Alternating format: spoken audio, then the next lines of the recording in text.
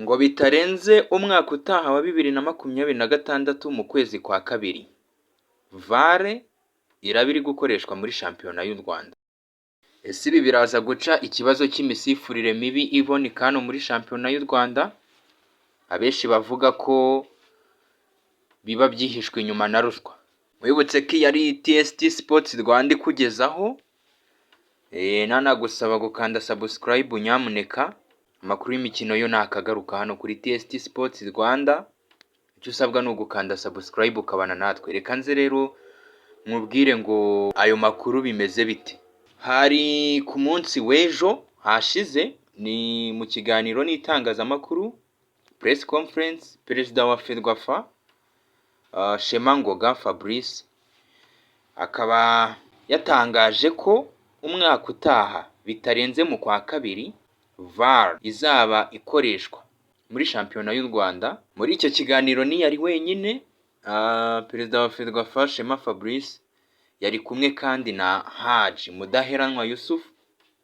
Uyu ni chairman wa Rwanda Premier League. Haji Mudaheranwa yasobanuye ko kwemerera amakipe 3 yo muri Sudani gukina shampiyona y'u Rwanda bizagira ingaruka ku ngengabihe ya shampiyona yari isanzwe. Yagaragaje ko ku ngengabihe y'imikino yari isanzwe hagomba kwiyongeraho imikino 6 yose.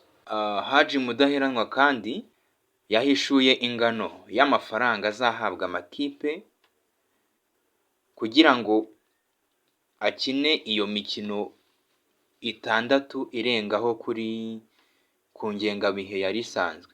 Uraza kumenya ngo ayo mafaranga nangahe. Natinze rero reka mbabumvishe mu majwi yabo.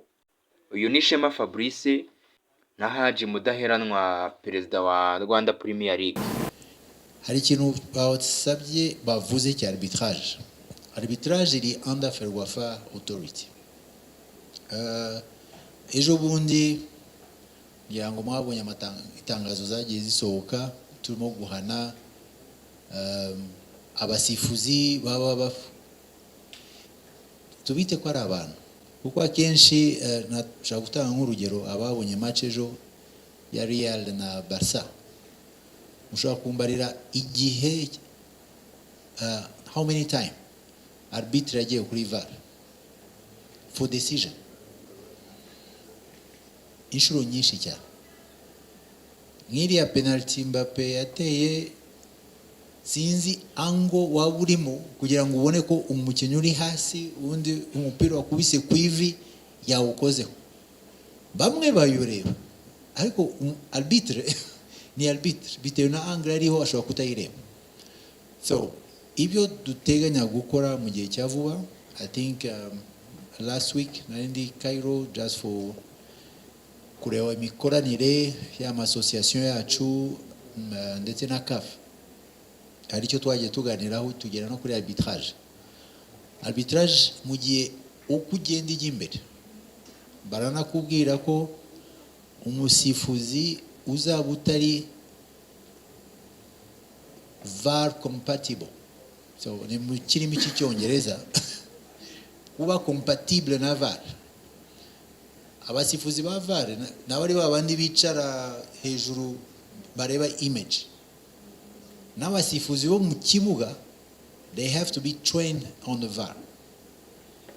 Icyo nasabye, maybe we are going to do it in the process, nuko muri Sekafa zone yacu bagiye bashyiraho amasenta yo kwigisha VAR nk'iyacu iri Dar es Salaam. Ariko iyo VAR ntabwo nababwiye ko tudashobora kohereza abasifuzi 2-3 biga bakora stage hariya dufite abasifuzi bagera kuri 200-300. So what we are going to do, we are going to request the VAR in Dar es Salaam. We are moving it to Rwanda for training purpose, mu buryo buri pratique no mu buryo buri technique, en fait pratique na théorie. Ikiza iyo VAR is removable, so we share the cost with CAF. Ariko ikiza nuko du training abasifuzi benshi mu Rwanda kandi bakaba certify VAR compatible.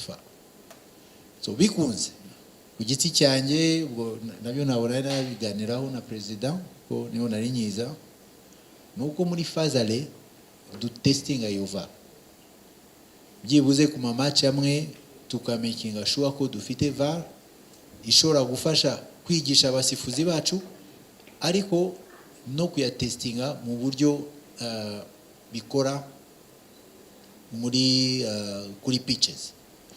So hano iwacu turajya gutangira iyo process ngira ngo na komiseri na nuza dukore ubusabe.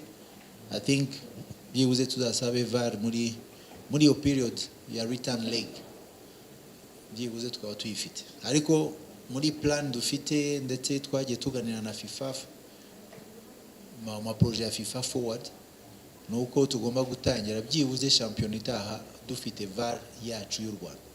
So I hope ko abasifuzi bazaba barabaye trained kandi dufite n'igikorwa dushobora kuvuga ati amashusho yacu noneho ya decision zafatarwa nyuma ya match kuko nagiye musoma ama commentaire muri social media ati ikipe se kuba yatsinzwe ese muzajya muivanaho amanota isubira inyuma.